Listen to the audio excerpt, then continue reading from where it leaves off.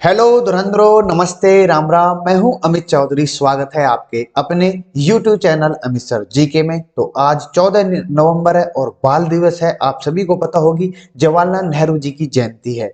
और आज मेरी क्लास जो डेली करंट का तहलका है उसके अंतर्गत जितने भी क्वेश्चन है वो इंपोर्टेंट क्वेश्चन है। पिछले 2 दिनों के इंपोर्टेंट होते हैं। हर रोज की तरह मैं सुबह 6 बजे अपनी क्लास को लेकर आता हूं, आपके लिए जल्दी से जल्दी आपको प्रोवाइड करने की कोशिश करता हूं, ताकि आप मेरी डेली करंट के तहत जो क्वेश्चन आने वाले हैं इन फ्यूचर में, जो भी एग्जाम की आप तैयारी कर रहे हैं उनके लिए मोस्ट इंपोर्टेंट हो जाते हैं। तो अपनी क्लास को शुरू करते हैं क्वेश्चनों के साथ। जैसा कि मैंने अपने भाई को हर रोज सुबह बताता हूं कि बहन को, भाई कोई भी जो भी तैयारी कर रहा है एसएससी से रिलेटेड, ठीक है, जैसे आपको पता होगी एसएससी में जीडी के पेपर की नोटिफिकेशन आया कि जनवरी में पेपर होगा, सीटेट दिसंबर में होगा। कोई भी बैंक से आप तैयारी कर रहे हो, कोई भी डिफेंस हो, 101% मेरी क्लास के डेली करंट के अंतर्गत जो भी क्वेश्चन मैं करवाता हूं यहां से आएगा ही आएगा। 2 या 3 क्वेश्चन आपको देखने को मिलेंगे हर पेपर के अंतर्गत। मेरी ये क्लास हिंदी और इंग्लिश दोनों पर प्रोवाइड होती है, जो कि मोस्ट इंपोर्टेंट है क्वेश्चनों के साथ। तो शुरू करते हैं आज के नवंबर महत्वपूर्ण दिवसों के साथ क्लास को। तो 1 नवंबर को आपको पता होगी विश्व शाकाहारी दिवस, 8 नवंबर को विश्व रेडियोग्राफी दिवस होता है, और 9 नवंबर को विश्व सेवा दिवस, 14 नवंबर को भारत में बाल दिवस के रूप में मनाया जाता है, जो कि जवाहरलाल नेहरू के जन्म दिवस के रूप में मनाया जाता है। ये सभी आपको पता होगी। मोस्ट इंपोर्टेंट डे भी है और आपके लिए इंपोर्टेंट क्लास भी है। तो आज का फर्स्ट क्वेश्चन करंट अफेयर का है। भारत का पहला, ये इंपोर्टेंट क्वेश्चन है, 101% पूछा जाएगा भाई, सीधी बता रहा हूं, ठीक है। भारत का पहला हाइड्रोजन ईंधन सेल कट मरेन पोत जो कि वाराणसी में किसके द्वारा बनाया जाएगा, ये आपको पता होना चाहिए। किस कंपनी द्वारा इसको निर्माण किया जाएगा? तो कोचिन शिपयार्ड के द्वारा, मुंबई शिपयार्ड, बेंगलुरु, हैदराबाद। यहां पर राइट आंसर हो जाता है ए, कोचिन शिपयार्ड द्वारा इसको निर्माण किया जाएगा, जो कि आपको मोस्ट इंपोर्टेंट है। और इसको वाराणसी में बसाया जाएगा, जो कि आपको दिख रहे होंगे। Chief minister of Uttar Pradesh, CM Adityanath Yogi ji, ठीक है। इनको आप सभी जानते होंगे लगभग लगभग, ठीक है। तो इसके बारे में थोड़ा सा पॉइंट मैं बता दूं इस संबंध में। कोचिन शिपयार्ड और भारतीय अंतरदेशीय जलमार्ग प्राधिकरण द्वारा एक समझौता, मेमोरेंडम ऑफ जो अंडरस्टैंडिंग होता है, हस्ताक्षर होते हैं, वो हुआ। फिर कोचिन शिपयार्ड के अनुसार वातानुकूलित हाइड्रोजन फ्यूल सेल कंटेनर पोत में 100 यात्रियों को बैठने की क्षमता होगी, जिसके निर्माण किया जाएगा, उसके अंतर्गत बात कर रहा हूं। कोच्चि में ट्रायल और टेस्टिंग के बाद इसे वाराणसी में तैनात किया जाएगा। ये इंपॉर्टेंट है आपके लिए, किस कंपनी के द्वारा, कहां पर और क्यों ये डेवलप किया जा रहा है, ये सभी चीजें इंपॉर्टेंट है। बात करूं पोत राष्ट्रीय जलमार्ग में जो प्रदूषण के स्तर को कम करने के लिए महत्वपूर्ण योगदान निभाएगा, ये आशा की जा रही है और सभी चीजें मैंने क्लियर कर दी है। नेक्स्ट क्वेश्चन की तरफ बढ़ते हैं। किस राज्य सरकार ने छात्रों और युवाओं के लिए 4 योजनाओं को मंजूरी दी है? इंपॉर्टेंट क्वेश्चन है भाई, एक साथ 4, एक ना 2 ना 3, 4 योजनाएं, ठीक है।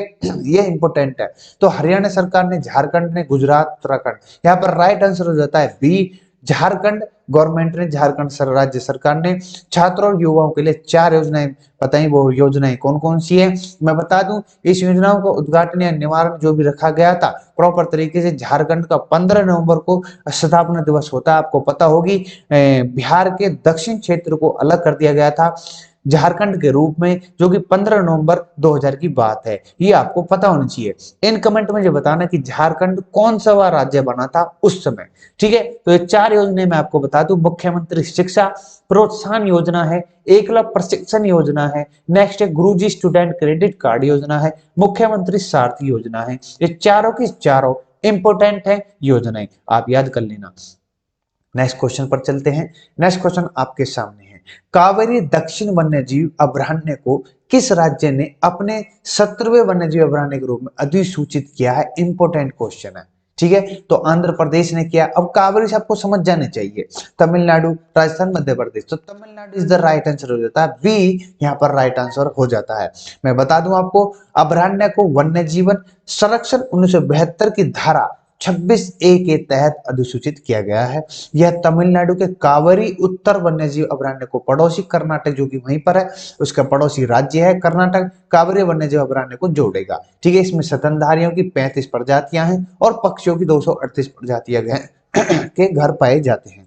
ठीक है मेरे भाई, इंपॉर्टेंट है। ये ब्रांड कहाँ पर है, ये सभी चीजें मैंने बता दी अपने भाइयों को। नेक्स्ट क्वेश्चन है, नेक्स्ट क्वेश्चन आपके सामने है, इसको निशान लगा लेने, इंपॉर्टेंट है। जो इसका समापन हो चुका है, मैं बता दूं कि भारतीय महिला मुक्केबाजों ने 12 नवंबर को एशियाई एलिट बॉक्सिंग चैंपियंस में 4 तो स्वर्ण जीते हैं, 1 रजत पदक और 2 कांस्य पदक के साथ यह चैंपियनशिप किस देश में आयोजित की गई आपको पता होना चाहिए। जो चैंपियनशिप की मैं बात कर रहा हूं महिलाओं के मुक्केबाजों को लेकर, तो पुर्तगाल में, चिली में, स्कॉटलैंड, जॉर्डन।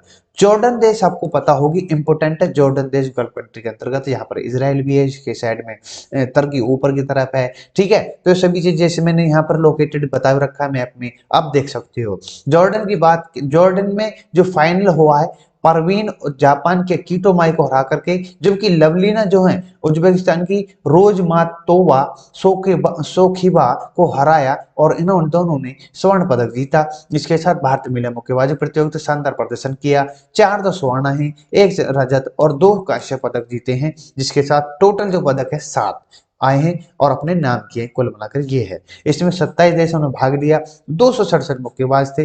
30 अक्टूबर से 12 नवंबर को तक यह चैंपियनशिप आयोजित की गई, कहां पर, जॉर्डन में। ठीक है, एशियन बॉक्सिंग चैंपियंस आपसे पूछ सकता है। नेक्स्ट क्वेश्चन की तरफ चलते हैं। नेक्स्ट क्वेश्चन आपके सामने, ये भी इंपॉर्टेंट है। लोक सेवा प्रसारण दिवस कब मनाया जाता है? Public service broadcasting day celebrate. ये इंपॉर्टेंट क्वेश्चन है, यहाँ से क्वेश्चन वैसे भी उठ सकता है आपसे। तो 13 नवंबर को, 14 है, 10 या 12 नवंबर को प्रॉपर तरीके से मनाया जाता है। बात करूं इसकी कि पब्लिक सर्विस ब्रॉडकास्टिंग डे होता क्या है, बात करूं इसके बारे में थोड़ा। 12 नवंबर 1947 की बात है।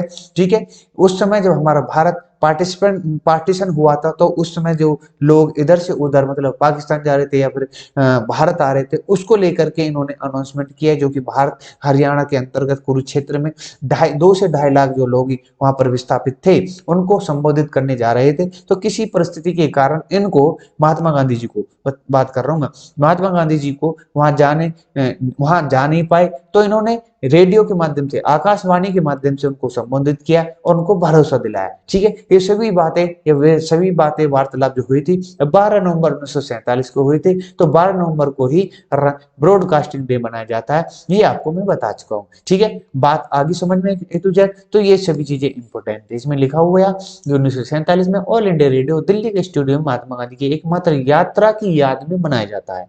ठीक है मेरे भाई, और सभी ये लिखी हुई है, इंग्लिश में आपको पता प्रोवाइड हो जाती है। नेक्स्ट क्वेश्चन आपके सामने, भारतीय सेना ने किस राज्य में वालोंग मेले का आयोजन किया? इंपोर्टेंट है, उत्तर प्रदेश, तमिलनाडु। तो आपको पता है वालोंग कहां पर है? अरुणाचल प्रदेश में। तो D is the right answer होता। तो हमारी जो भारतीय सेना है कि वीरता और बलिदान को याद करने के लिए वालोंग की लड़ाई जो हुई थी, आपको पता 1969 में जो चीन से लड़ाई हुई थी उसकी बात हो रही है। यहाँ पर डायमंड जुबली समारोह मनाया जा रहा है और सीपीआर कोर्स के दाओ डिवीजन ने 9 नवंबर 2022 को अरुणाचल प्रदेश के वालोंग सर्कल में एक मेले का आयोजन किया, जिसकी मैं बात कर रहा हूं। मेले का उद्देश्य जनता की भारतीय सेना में परिचित कराना, अपनेपन और एकजुटता की भावना प्रोत्साहित करना है। ये मेन मुद्दा है, ये मेन उद्देश्य है, ये मेन अहम है। ठीक है, कि अपने भारतवासियों को, जनता के अंतर्गत भारतीय सेना को परिचित कराना, अपनापन महसूस करवाना, एकजुटता लाना और सम्मान करवाना अपनी सेनाओं का।